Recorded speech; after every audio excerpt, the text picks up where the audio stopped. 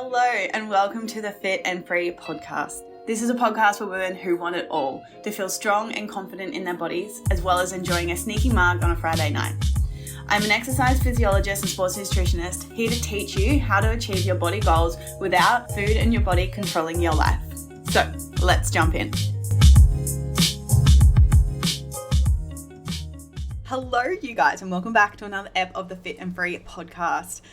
I'm so excited about today's episode because I have another special guest, another online coach, Molly, and we just had an amazing conversation talking all things stress and weight loss, how chronic stress impacts our ability to lose weight.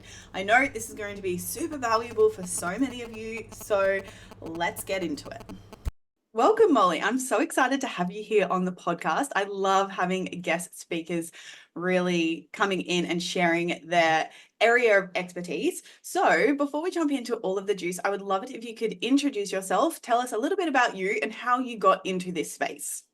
Yes, of course. Well, thank you for having me here, Laura. I'm really excited for this conversation too. And as you said, my name is Molly, and I am the founder of Fit Workouts, which is an online fitness platform where we do workouts and lifestyle coaching. And as a coach, I specialize in exercise for the nervous system and the body's stress hormones. And I'm really passionate about that because 5 or 6 years ago, I really reached rock bottom with my own health, both my mental health and my physical health. So at the time, my anxiety was out of control. I was having several panic attacks every single day, and I did not know why. My life was not particularly anxiety-inducing at the time. I just felt really anxious, so that was confusing. I was also dealing with pretty severe bloating and insomnia. I was struggling to fall asleep and stay asleep. And then just the cherry on top of all of that was that my weight was very unpredictable. So I could gain like 20 pounds in a month without changing anything about my workouts or my lifestyle. And that was very confusing to me because I have been working in the fitness industry for over a decade. So I was a fitness coach at the time. I was working out a lot. I was eating ridiculously healthy. So it didn't make sense to me why I was having such a difficult time maintaining my weight. And all of those problems kind of got worse and worse over the course of a few years until, like I said, I reached rock bottom and I just needed to know what was going on. And that's when I discovered that the reason I was experiencing all of that is because my stress hormones were imbalanced.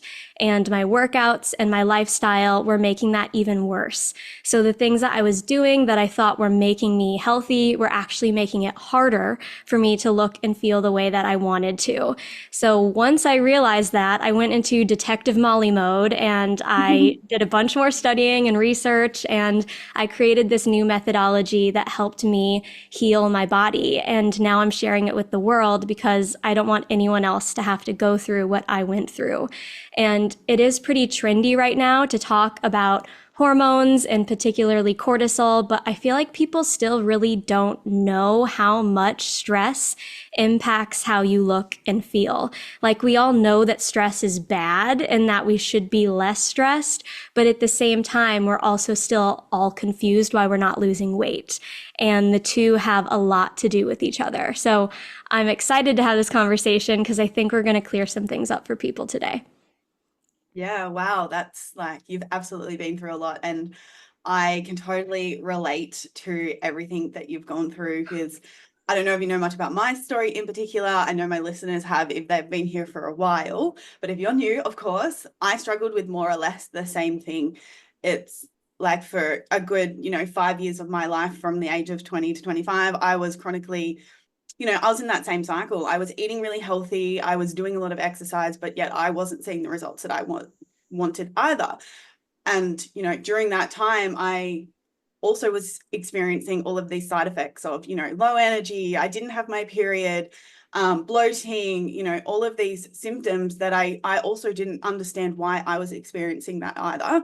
And of course, it makes sense now. It's because I was under eating and over exercising. So my body was also in this, constant state of stress. And it hurts my soul. And I know that you can relate to this as well. Like, so many women are putting in this effort and not seeing the real results that they want because, they're not fueling properly and they're not looking at their health and fitness through a health lens, because the body composition always trumps, because that's what everyone wants, right? Like that's what everyone's focusing on. It's like, I just want to lose weight, I just want to lose weight, I have to do all these things, but then they run into all of these issues, which are then essentially stopping them from getting where they want to be. So Yeah, I'm really it's excited it's about it. it's so sad to see that. I agree as well because yeah, we share the same sympathy for these people because we went through the Yeah. same things. But it really is like people are trying all this stuff, they're not losing weight, so then they push harder and that's even worse for them and it is this really vicious cycle that is sad to see. So many people relate to it. So many people have done this and don't even realize that it's a problem. So it's it's a topic a lot of people can relate to, I think. Yeah, I think so. Especially like my hardworking ladies, my perfectionists, like I see you. All We right, get so it. let's jump in. So can you explain how chronic stress actually affects our body and interferes with the weight loss process? Yeah. So stress is so fascinating because how our body works is when our bodies are stressed, it's just our bodies are just trying to protect itself. So Mm, the systems of what happens when your body is stressed, it's going to try to protect you as much as possible. And that's a good thing. We want that to happen because if you are in a truly stressful situation, you want your body to respond to stress the way that it is supposed to. But the reason this is kind of bad now is because so much in life is stressful. And we are all yeah, kind of yeah. living in a chronic state of stress where we wake up to a stressful text and then we hop into our cars and it's rush hour traffic. And then we're in a meeting that we've been worried about for a week. And then we get a call from our kids' school. It's just stress after stress after stress.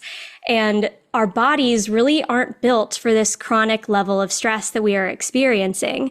And because we are experiencing so much stress and our body's just trying to protect us, our body then doesn't function the way that we want it to. So when you're chronically stressed, you're not going to be able to digest food properly because your body doesn't think you have time to and it doesn't think it's safe to. So you're going to experience some bloating and you're not going to be absorbing nutrients the way that you should. So you could be eating the healthiest diet, but then it's not working because your digestive system isn't doing what it's supposed to be doing because you're stressed. Or stress is going to stop you from being able to sleep through the night because it doesn't think it's safe to. You're going to feel jittery and jumpy and anxious all the time because your body thinks that danger is around the corner because of how much stress is in your body. And then with weight loss, you're not going to be able to lose weight because when your body is trying to protect you, it is going to store body fat. It's going to slow down your metabolism because it wants to keep you safe for as long as possible. So it's saying we need to store these things and we need to slow down our systems so that we can last longer in a state of stress. So a lot of people will, like we said, find themselves doing a lot of cardio, trying to burn a lot of calories, but because their body is so stressed, their metabolism is then slower, which means they're not burning as many calories just through existing. So then they're never really in a calorie deficit to lose weight like they want to. And their body is just working against them because their body's just trying to protect you. And again, that's a good thing, but it's frustrating when you're stressed and you want your body to change, but your body just wants safety. Yeah, I love how you explain that in terms of stress is essentially like a good amount of stress is a good thing, because it absolutely is.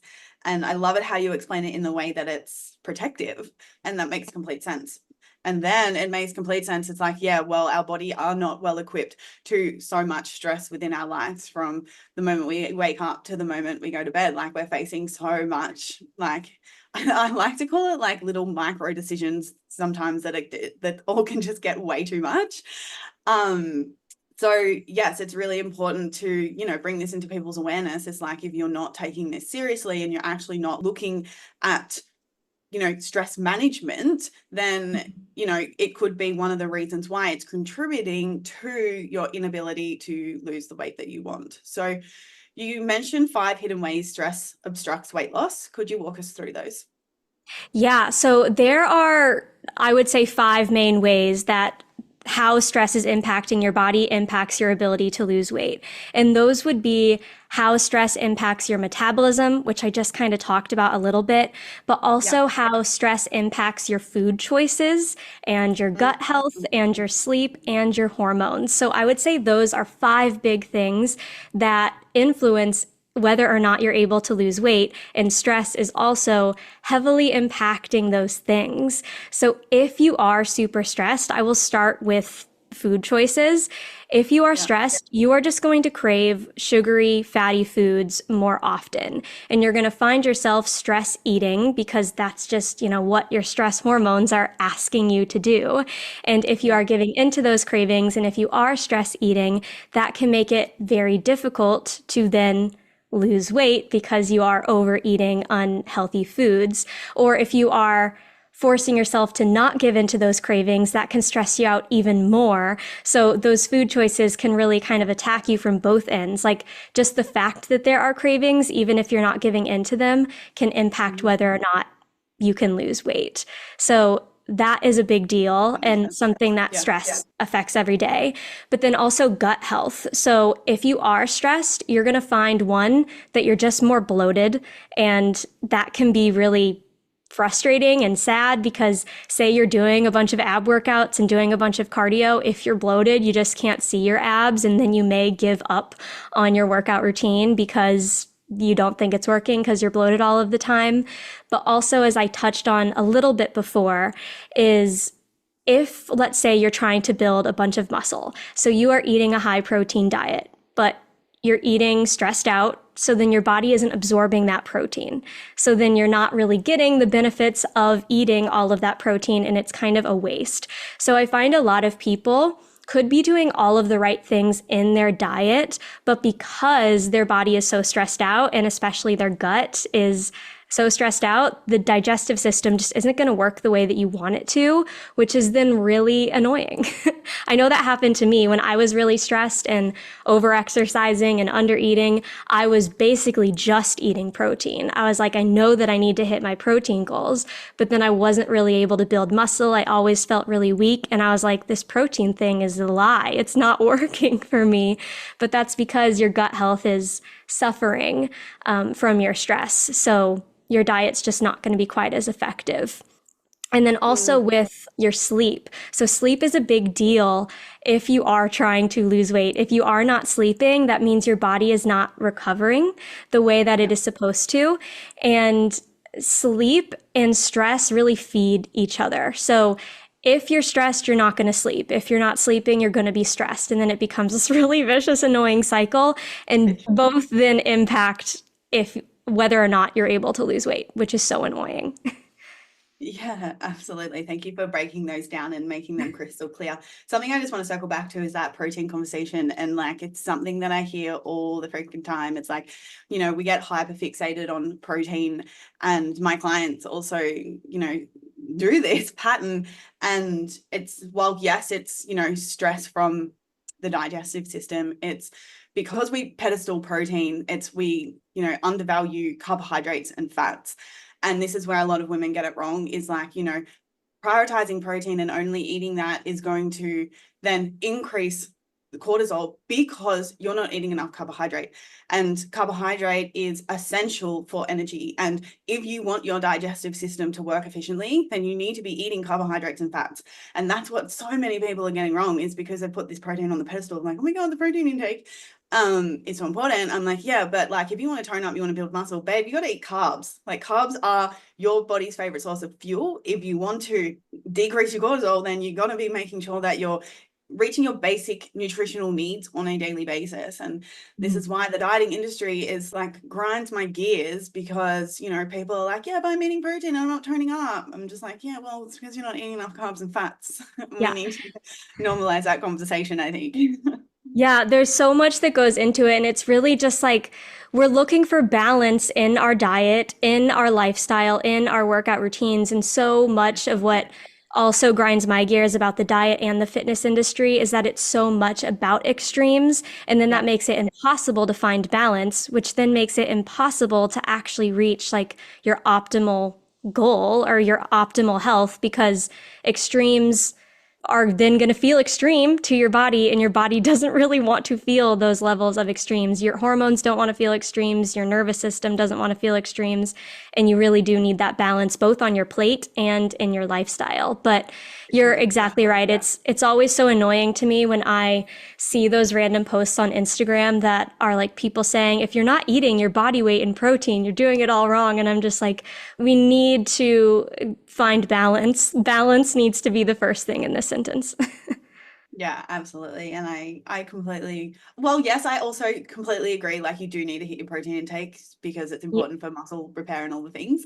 But Yes, it's also we need to find the balance between all three macronutrients, and we need to absolutely. absolutely shine the light on the importance of why carbs are important and why fats, and we need to stop demonizing them because and stop the conversation about, oh, this is unhealthy, this is healthy, this is unhealthy, this is healthy. It's like everything is healthy with a Yeah. balanced lifestyle. So I'm Yeah. completely for And that. on the topic of food, it's also food is very stress inducing for a lot of people because of all of these Yeah, hard and fast rules that they see online. So even just absolutely. deciding what to put on their plate can be stressful. And then eating stressed out is even worse for your Yeah, digestive system and going to make it really hard for you to properly absorb nutrients. So yeah, if I always say to my clients, like, if the idea of trying to do something specific in your diet is stressing you out, don't do that. Lean into the habits that like help you feel calm. And then one really useful thing that I think your listeners could also do is it's helpful to just take a few deep breaths before you start eating. Because yeah, if you did feel stressed about the food choices, or if you're in the middle of your day and you're feeling stressed, yeah. taking a couple deep breaths can really calm down your nervous system so that you're not eating stressed out. And then you can start to absorb food and digest food properly as you want to. Absolutely. And I love that tip is like just being like practicing mindful eating and literally eating without distractions and being present, being in the moment and actually enjoying your food. Like I reflected on this myself because I was struggling with some bloating and then I reflected on my own lifestyle and I'm like, yeah, well, Laura, you're bloody shoveling down your lunch whilst you're working on your computer. Why do you think you feel shit when you're eating? And why do you still like don't even realize that you're full? Because you're so freaking distracted.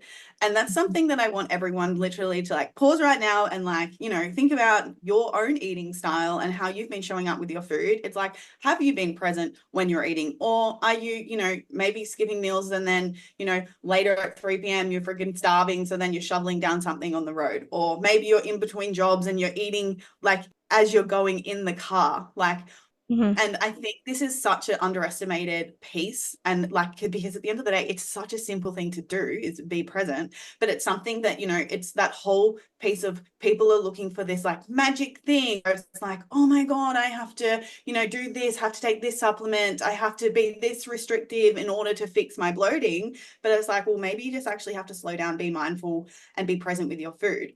Because, the digestion process starts in the mouth. Like us chewing and biting our food is the first step into our digestive process. And think about it, like if you're not actually chewing your food enough, of course it's then going to affect the chain down below in how your digestive system is going to work. So I think that's going to be really handy for some of the listeners.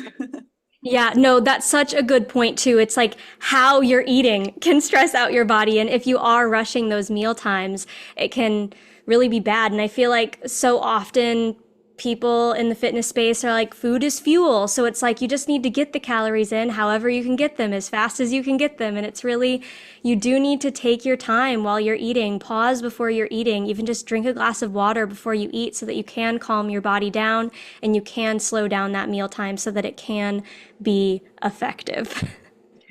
Yeah, literally. And at the end of the day, it's like food is so much more than just fuel. It's nourishment, Mhm. pleasure, it's satisfaction, it's connection. So like every single time you're rushing through a meal, like you're also missing out on those, those midday like breaks and points of relaxation to be able to come back into your rest and digest instead of just being in that constant fight or flight. So Yeah, I think that's so important, and it'll be cool for you guys to just be aware of it and just see, because I always say this, is awareness is going to be your first step to change. So be aware of it, this, you guys, is how are you eating with your food? How are you showing up with it day to day?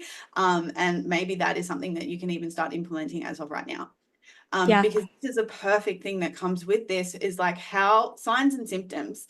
What are some signs and symptoms of a cortisol imbalance, and what should someone really be looking for? Yeah, so there are a lot of symptoms that you could look out for to see if your stress hormones are imbalanced. I've actually written an ebook that has a huge symptom checklist, so I'm not going to go over like the 30 or 40 that are in there, but I will highlight like 5 or 6 that are quite obscure but quite common for people who have a cortisol imbalance. So, first of all, cortisol, if you don't know, is one of your body's main stress hormones, and it is what is released in your body when you are stressed. So, when you are in that fight or flight mode. So, if you are feeling chronically stressed, you may have too much cortisol being produced in your body. So, one of the things you definitely want to look out for is your sleep. If you find you're feeling sleepy all day, every single day, but the second your head hits the pillow, you feel wide awake, that could be a symptom of cortisol imbalance. Or if you are able to fall asleep, but then you wake up at 3 a.m. feeling wired and awake, and you're doing that every single night, that can be a big symptom as well. Or if you feel your heart racing randomly throughout the day, so maybe you're just hanging out with your best friend, you're completely relaxed, you're not exercising, and all of a sudden you feel your heart start to race, that could be a sign that your nervous system is kind of on edge and your cortisol could be high in your body. On a similar vein, if you're feeling like really jumpy and jittery, or if things are causing you to feel scared more often, that could be a sign that something's up with your nervous system. And then one really random symptom that I realized that I heavily had when I had a cortisol imbalance is if you're bruising easily on your arms and legs. So I would wake up every morning with a new bruise on my leg and I would be like, am I kicking myself in my sleep? What's going on? Where is this coming from? But if your body is producing too much cortisol, you're going to bruise more easily. You're also going to have a weaker immune system, so you're going to get sick more frequently. And your body is just more reactive, I would say, in pretty much all areas. So you're really sensitive to a cold. You're really sensitive to anxiety. You're really sensitive to bloating. You're really sensitive to XYZ, kind of name whatever. And those can be some really big symptoms that something is going on with your stress hormones and with your cortisol in particular. So if you are experiencing one or all of those things, cortisol could be dominating your body right now. Thank you for sharing that. And I definitely did not know that bruising was a sign of high cortisol. So thank you for sharing that. And Yeah. I can totally relate to that, in terms of like, it's been a journey for myself, right? With my cortisol, my nervous system, really learning how to get out of my fight or flight, and really, get into my parasympathetic nervous system. Because I'm a goer, like I'm a achiever, like, business owner. You could probably relate to this. And I know a lot of my listeners will be able to relate to this. Especially when we strive for such a high standard that we put on like probably every area of our life. It can, get hard, but like, yeah, sometimes it can go without us even realizing. And for me personally, like learning more about my own, like the nervous system, and learning what my like signs and symptoms are, has been really helpful, because especially like moving to Bali, it's like this place is like, it's very high stress. Like, you go for a Mhm. walk and there's dogs barking at you, and then there's like motorbikes going past, and it's just like a lot going on. And I've noticed myself over the last month is like, I am like so jumpy. And because I had that awareness, I was like, okay, like, I need to look at this. I need to look at my stress in my life, and where am I, like, my cup's pouring out and I'm not filling it back up. So just like, you guys, understanding and bringing awareness to some of these things can be such a gateway for you to take radical responsibility and take action on these things. I want to just add in another question here, is what, like, once someone has, the awareness that they are struggling with high cortisol, what are like some tips that you would recommend to kind of address this? Yeah, it's so funny that that's your question because I was going to say, oh, I want to cut in and say something here. And that's like literally what I wanted to say something about is so often I talk about stress a lot, obviously, with my clients and in my content. And I will have people come to me and say, I'm really trying to remove the stress from my life, but that's really hard. All of this is happening. I feel like I can't do it. And then I have to say, stress is unavoidable. So Yeah. I want to say, first and foremost, the goal is not to remove stress from your life. If there are stressful things you can remove from your life, that's amazing. But it's really not realistic to remove all of the stress from your life. So instead, what you really want to be doing is breaking apart the stress in your life, in your day-to-day life, especially so that you're not feeling chronically stressed. So I'm not going to sit here and say, oh, you should break up with your boyfriend and get rid of that friend and quit your job because they're obviously causing you stress. Instead, what you want to do is just create pauses in your day and start incorporating some new habits into your day-to-day life that can activate that parasympathetic nervous system so that you can just give your body 30 seconds to a minute to remind it that it's safe and it doesn't need to be stressed. So what I really would encourage your listeners to do, if you do think stress is a problem in your life, don't remove stress, instead break it apart. So when you get a text that you think is going to stress you out, can you fix your posture and take a deep breath before you read it? That's going to take less than a minute of your time. So you can squeeze that into your day. Or can you drink more water? Can you, like I said, drink a glass of water before you eat your dinner? Can you step outside within the first hour of waking every day so that you get some more fresh air? Fresh air, water, deep breathing, gentle movement, these three things are really powerful for activating that parasympathetic nervous system. So if you can just incorporate some really easy things into your day that activate that parasympathetic nervous system, then your body isn't going to get consumed by stress. And that's really the goal. Like I said, the goal is not to remove stress. That's impossible. Stop trying to achieve that. Instead, the goal is to break apart that stress so it's not all consuming. So, a couple of things that I do every single day is I fix my posture whenever my phone goes off. That is something that I am trained to do just like a dog at this point. I hear an alert, I fix my posture, and that then allows me to deep breathe more deeply, which is really good for your parasympathetic nervous system. And then another thing that I do every single day is after I work out, I lie down on my back, close my eyes, and just breathe for a minute or two before I hop back into my day. Because exercise is going to stress you out some, but if you can, calm down your nervous system, activate that parasympathetic nervous system at the end of the workout, then that can be really helpful. So these are things that take seconds, minutes to add to your day, but they can be so powerful. So if you can just think, what's something easy that I can do that I can add on to something that I'm already doing every day? If you drink coffee every morning, can you massage your neck while you do that? Like, is there something you can do that's good for you while you're doing something? I don't want to say that's not good for you, but that is just a part of your stressful day. Yeah, and like I love how you've just given some really practical, small tips to implement. And like I already said before, it's like, people, oh my God, I'm stressed. I've got high cortisol. Like, oh my God, like I can't lose weight and it's because of my stress. Like, I know a lot of people love to do that. I once too used to do that. And then I was like, oh, I need to do all of these things to completely change my life in order to lower my cortisol.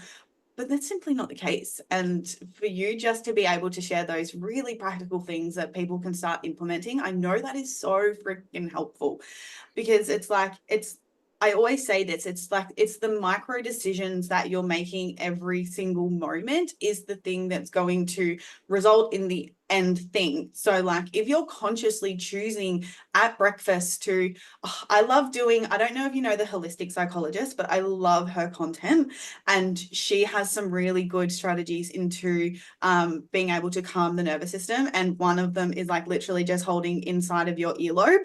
So sometimes when I'm like, whoa, I'm really heightened right now, is I'll literally just sit there. I look like a complete idiot, but I like literally sit there and just take that moment to, because I'm like, I'm so aware of what's happening in my body right now. I'm just like, okay, well, we just need to calm down a little bit. I'm going to hold my ear. And then literally 3 minutes later, I'm like, oh, I'm grounded again, and I can be proactive instead of reactive, and I can make better decisions.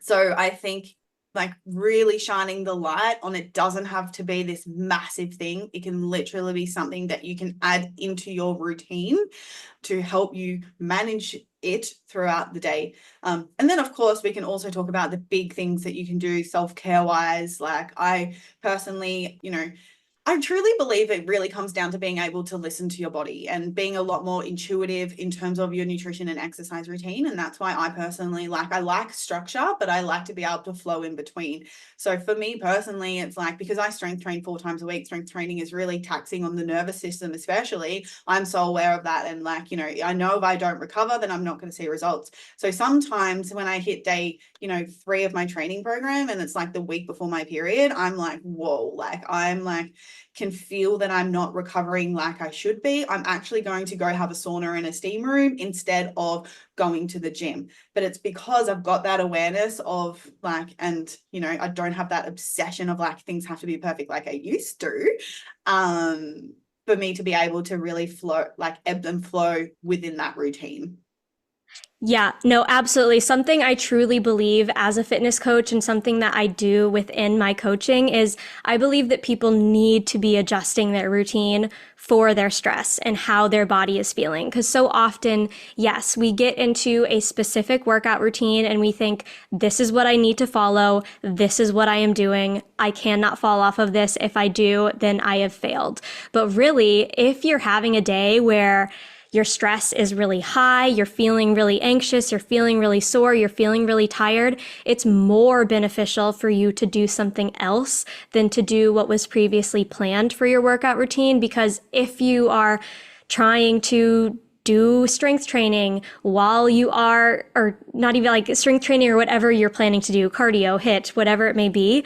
Yeah. If you're trying to do that and you are feeling especially stressed and you're having a bad day, you're not going to get the benefits from that workout that you want to get from that workout. So Yeah. it's kind of, I don't want to say pointless to do, but almost kind of pointless to do. It's better for you to do something else, and you're going to see better results from switching up your plan to something that suits more what your stress levels need in that day. So allowing that flexibility is really important and something that we all should be doing. It's so trendy right now. I don't know about you, but all over my Instagram, it's people talking about cycle syncing their workouts, which is cool. But I really think people mainly need to be syncing their workouts to how they feel and what their body is asking for each day, because it's going to potentially ask for something different each day, or it may ask for the same thing each day. So it's just finding that balance of what routine works for you and then allowing the flexibility to change that routine if your body's asking for it.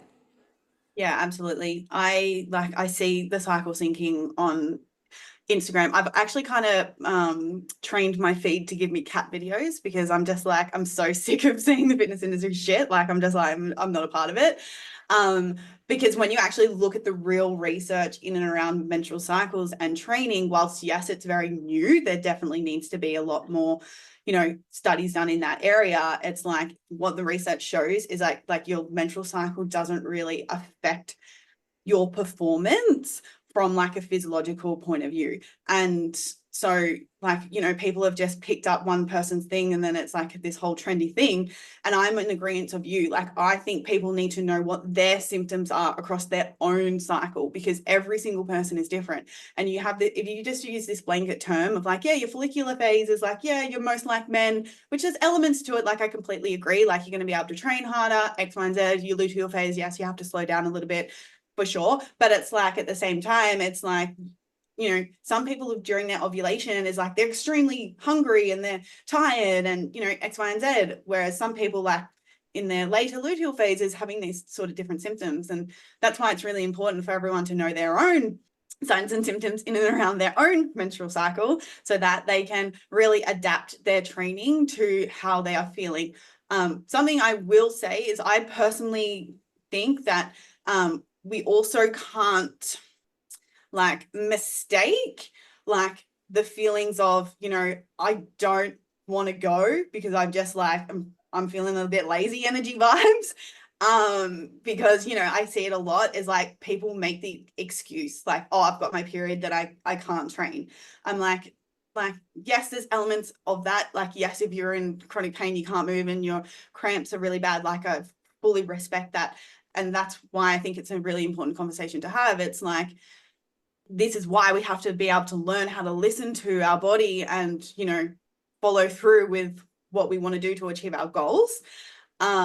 Because we don't want to mistake like, oh, this is happening, so therefore I shouldn't do X. It's actually learning like what, real stress actually is and what that actually feels like. And if you're actually struggling with these things, it's like, then yes, you do need to learn when you need to push yourself and when you need to pull back. And like I see it time and time again with people who are not eating enough and overtraining, it's like they're like real like people that really need to focus on their stuff.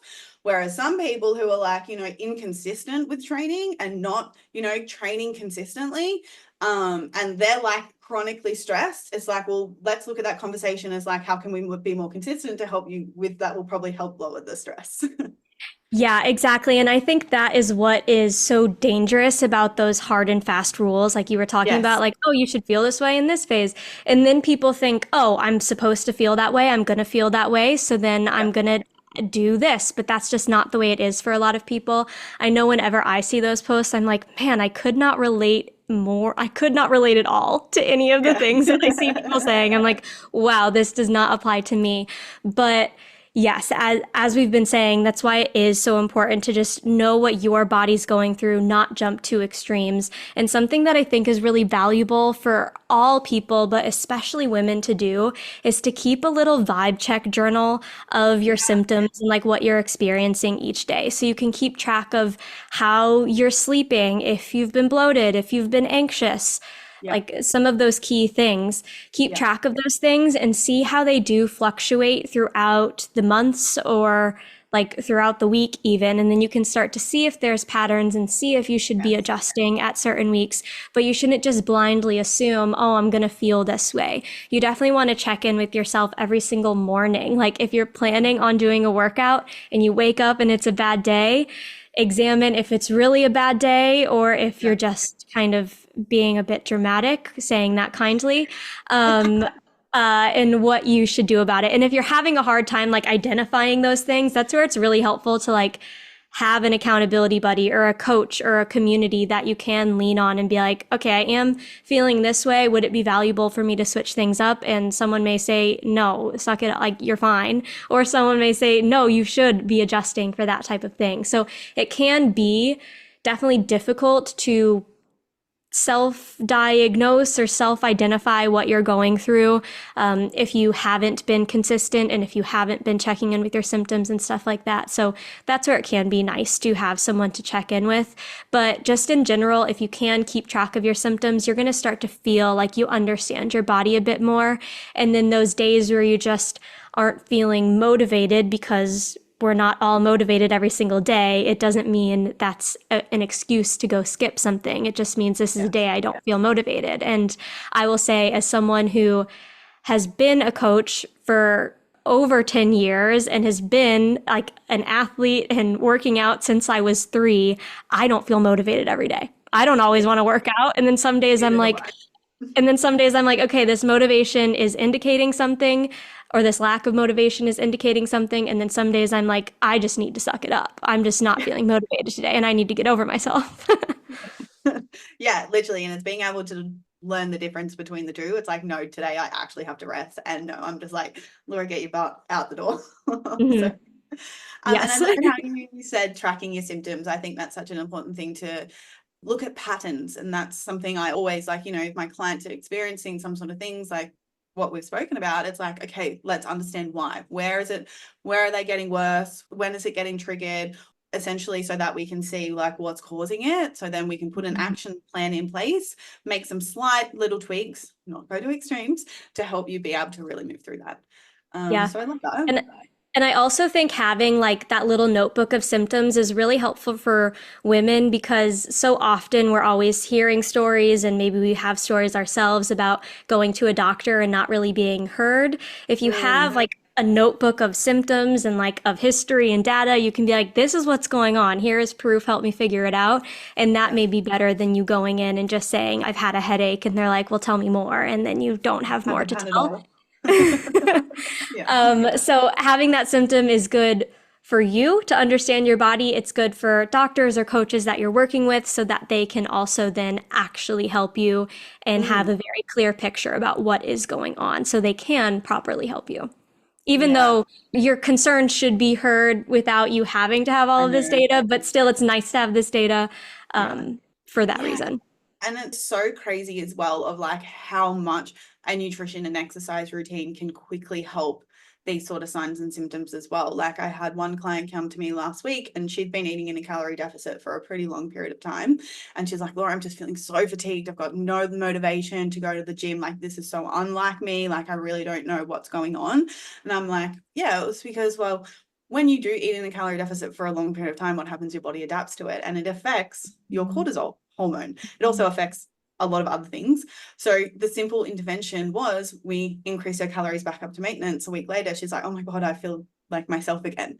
So it's so crazy how small interventions like that and like, you know, that's the importance of having a coach at the end of the day is because like, you know, people, if you're not aware and you're not educated, it's really hard to move through some of this stuff. So Yeah. And it really is those simple tweaks can change a lot in a positive way, but also then in a negative way in the same vein. If you're like, oh yeah, I want to feel better, so I'm going to start working out, you could easily start introducing a workout routine that then is worse for you and leaving you feeling even worse. And same with diets. You may say, okay, yeah, I'm going to cut my calories a little bit and then feel a lot worse. Like it could easily be the reverse of that story too, but you can so quickly and so effectively feel better by making the right changes. So that's what's yeah. really exciting is you can feel better quite easily, but it's kind of scary because you can also feel worse quite easily too, unfortunately.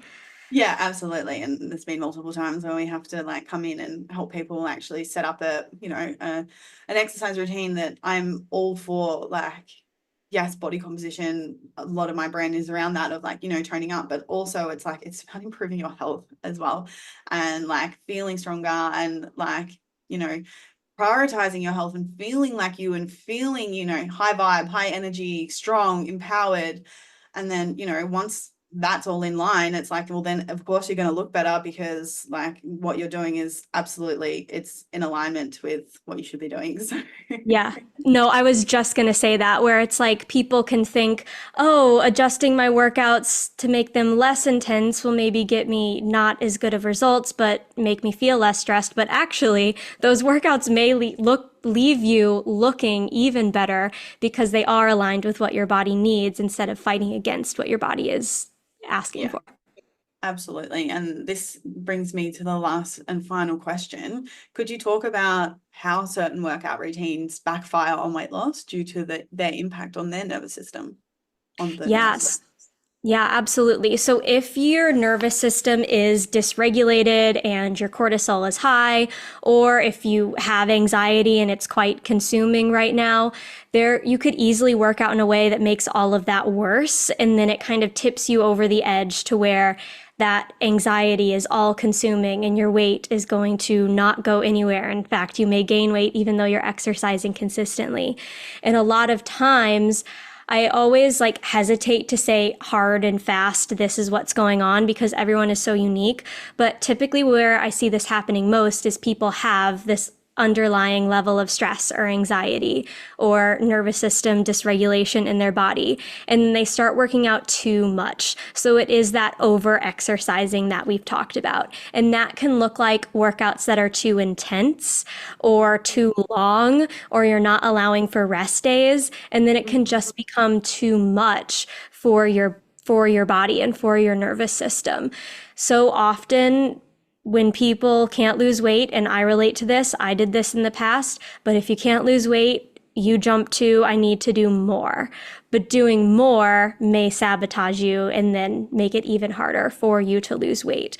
So the mistakes I see people making most of the time is just not allowing their body rest and not having a good balance of cardio and strength, and then also not having a good balance of high intensity and moderate intensity. When my nervous system was a wreck and my cortisol levels were at their highest, I was doing HIIT and heavy weightlifting every single day. So Yeah. that combination was horrible for my nervous system. And as a result, like I said, I was doing those workouts and gaining weight. So I was doing those high intensity workouts that are supposed to leave you burning so many calories and Yeah. lifting heavy weights that's supposed to help you build all this muscle and eating a bunch of protein, which is supposed to be the magic formula. And I was gaining weight. So a lot of times what I see is people just doing too much. And I also want to say with HIIT workouts, they became really popular because of how they burn a lot of calories and they're supposed to be super fat burning. But what people don't then realize is that workout that is burning more calories and supposed to leave you burning calories long after you finish your workout is also leaving your nervous system spiked long after your workout. So then it is going to become too much for your body and for your nervous system if you're doing them frequently, because that means your body is frequently stressed out. Yeah, and I'm so glad that we're able to talk about this. It's because it's that whole belief of if I burn more calories, then I'm going to create a bigger calorie deficit. And if I create a bigger calorie deficit, then I'm going to lose weight faster. But it's just like you said, at the end of the day, HIIT and heavy strength training is stressful. It like the physiological response to when you're doing those workouts is your cortisol increases, it spikes it because Mhm. it's it's hard and your body needs to be in a stressful state doing that, and it's hard. And I personally I got into this phase of because at the end of the day, well, yes, you get that cortisol spike, you also get that feel good feeling after you do it. You're like, oh, I worked out really hard. You're feeling really good because, you got your heart rate up and you get the feel good feeling from exercise. But then when it can run into a bit of an issue when people start relying on this kind of exercise to make them feel good, because essentially they're stressed. They're doing this type of exercise to unstress themselves, which is actually making them more stressed without them even realizing it. So therefore, it's actually going to run into bigger issues overall, and it's actually not going to be beneficial. Because when you actually look at the research in and around HIIT training, it suggests that you should only be doing max 2 sessions a week at 20 minutes. And people are going into these group fitness classes and they're doing these like 45-minute slogs, like 3, 4, sometimes 5 times a week, and they think that this is what's going to get them their body, but it's actually like the complete opposite, because all it is doing, it's increasing our stress. It's going to impact our energy levels. So like think about a time when you did a 45-minute HIIT training session that was hard. You feel like absolute shit for the rest of the day. You're like a zombie and you're like zonked. So you're going to be moving less the rest of the day. So overall, you're burning less calories total. Mhm. And it's going to drive up your appetite. You're going to be freaking hungry. Yeah. So So, overall, it's going to make it harder to lose weight, yeah. regardless of how much cortisol you have anyway. Yeah, it's that self-sabotaging that we talked about before, like doing all of those workouts, those long HIIT workouts that frequently, it messes with your metabolism, it messes with your food choices, it messes with your sleep, Yeah. it messes with all of that you need to, and those things need to be optimal as well for you to be able to lose weight. So messing with one thing and making it too extreme is then going to affect all of those other areas that impact your body's ability to lose weight. And they're going to impact those areas in a really negative way. And then you're going to be frustrated because you're putting in all of this hard work and you're not seeing the results that you want to see. And you're going to be confused why. And you're going to think, should I add another HIIT workout to my week? But you absolutely shouldn't. You really want to be doing less of those HIIT workouts so that your body can function the way it's supposed to, so that it can feel safe enough to lose weight. It doesn't feel safe right now because you're doing too much. Yeah, absolutely. And the other side, I think we just also need to talk about, because I am a firm believer in this, is it's just like, well, yes, cardio, it does burn more calories than strength training. Like that is a fact. However, when it comes to weight loss, it's, well, let's look at it from a body composition lens. It's like, well, do you actually want to lose weight or do you actually want to lose fat? Because if it was me, like, I don't want to lose weight because I don't want to lose my muscle. And this is where people are getting that misconception, is they think that they just have to create calorie deficit, low calories, and burn calories to lose weight. However, that's not setting yourself up to lose body fat. And if you want to lose body fat, then what you have to do is you have to do the exercise that's just going to maintain your lean muscle, so that when you do lose weight, it's actually coming from body fat and it's not coming from lean muscle. And so therefore, like, when we think about that, it's like, well, if hits for burning calories, that's not really helping me maintain my lean muscle. So that doesn't make sense to be doing that. It's like, oh, what's going to help me maintain my lean muscle is progressive overload, lifting weights, following a program, and getting strong. And so overall, it's like, yeah, you don't have to be doing these crazy exercise routine. You have to be intentional with the exercise routine in order to get the result. And the other side of it is something that I will always be an advocate for, is exercise is not the place to create the calorie deficit or the maintenance or the surplus. Your nutrition is responsible for your, the phase of what you are, like, your goal with your nutrition. Like, if you're eating in a calorie deficit, if you want to lose fat, calorie deficit, maintain, eat at calorie maintenance, regardless of where you're at, like, strength training should always be the priority, is because, of course, we want to look fit and toned and all the things, but also, like, muscle is so important for, for longevity. And I always see these grandmas like lifting weights when they're 80 and they're like deadlifting on Instagram and stuff and on the news. And I'm like, I'm going to be that lady. That's going to be me. And that's one of the main reasons why I do it, is because life is so much easier when you're stronger, especially as a female. Just being able to, like, ride a scooter in Bali, I'm like, oh, I wouldn't be able to do this if I was like weak and frail and just like couldn't even hold myself up. No, I see those grandmas too, and I'm always just like, I want to be that. This is what we're working for. But like, piggybacking off of what you said, that's also why I think people relying strictly on the scale is a bad idea, because if you're just waiting to see the scale move and your weight to drop down, there are so many other better ways to measure your progress. And if you are trying to actually look and feel the way that you want, it really doesn't matter if you weigh 130 or 125. It really does not matter. What matters is those other numbers. Because I've definitely worked with clients before that are like, well, see, I lost an inch around my waist, but the scale didn't really move. And I'm like, then who cares? You lost an inch around your waist.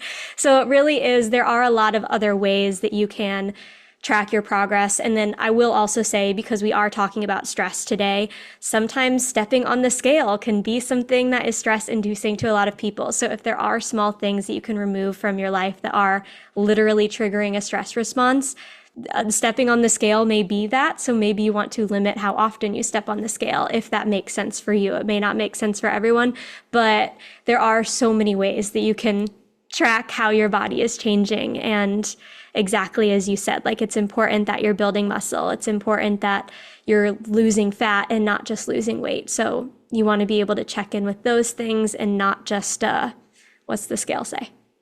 Yeah, absolutely. And I know that's, like, it's such a big thing. And the scale is something that like, I totally hear you in the fact of, like, avoid certain things.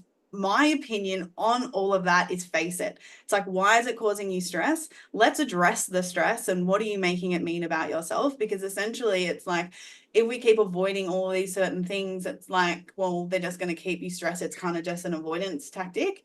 And that's why I'm like, inside of my coaching, is why I utilize the scale, not for a measure of progress. I totally agree with you on that aspect. It's just like, it's such a good data point collection. Like, are you in a deficit? Is it trending down? Are you at maintenance? Just utilizing it as some solid data. And yeah, if someone is feeling like, have a lot of emotional attachment, a lot of stress and anxiety in and around the scale, it's like, how can we improve that? Like, what's going on there? Because essentially, if we dissolve it and let it go, then it's like, well, once you do that, it's like, what's the next thing that we can conquer again and again and again and again? And that's why I'm like, so big on mindset. And I'm sure that you are so big on that as well. Yeah, To help people with that's all of where it. Oh, yeah. That's where that big mindset piece comes in, and where then it is helpful to be working with a coach or a therapist or something that can help you overcome that, because trying Yeah. to overcome that on your own can feel kind of daunting. Oh, If you're like, why am I stressed about the scale? Let me do some deep reflective stuff. yeah, That can be kind of tough. And then that can feel really for scary to sure. people. But yeah, that big mindset piece, you are absolutely right. You have to be examining, why do I feel this way, and why is this my reaction, and why are these even my goals? And if you can understand the emotions connected to those things, that will in turn also lower your stress, and then can lower your body fat as a result, and it can really trigger to a lot of success for you. So that, like, kind of goes along perfectly with, as we were talking about, where it's, you need to understand the mind, the body, the nervous system, the hormones, Yeah. all of that stuff is so connected. And if one thing is off, it can really hold you back, because sometimes that stress around the scale could be the reason the scale is not moving. So you want to examine that. Look at it. Yeah. Wow. Well, Molly, thank you so much for this conversation. I enjoyed it so, so much. And thank you for coming on again and sharing your story and all of these amazing tips and tricks, and really helping people build their own awareness around, why they might be feeling a certain way.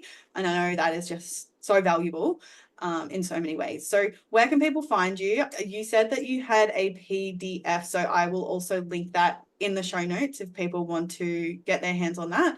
But where is the best way to contact you to learn more about you?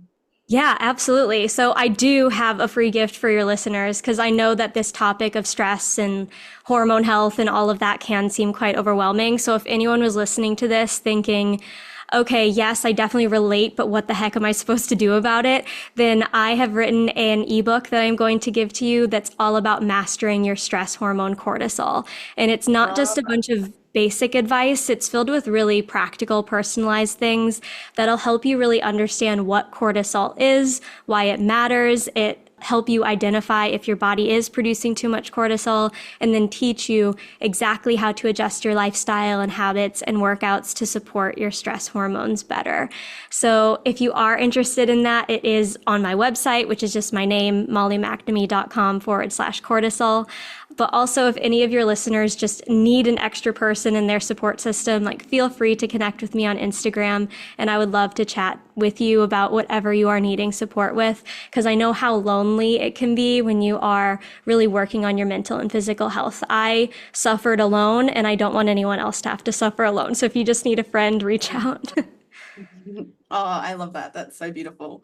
Thank you so much, Molly, for coming on today's episode. And thank you guys for being here. Thank you for listening. If you haven't written a review yet, please, please, please scroll down, make the time, and leave me a little love note so that I know that you're enjoying these episodes. Thank you. And I will see you guys next week.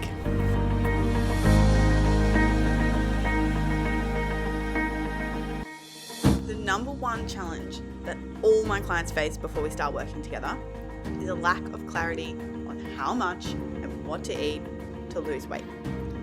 Often they are making two huge mistakes: constantly trying to skip meals or eat under 1,600 calories.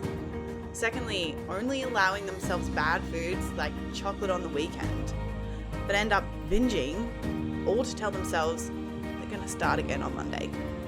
If you feel like you have tried every diet under the sun and still can't figure out what to eat to achieve your weight loss goals, take my free 2-minute quiz. You can find the link in the show notes down below, and it will help you figure out exactly what you're doing wrong with your nutrition and exercise, and exactly what to do to fix it, so that you can finally be confident in your body and achieve your weight loss goals.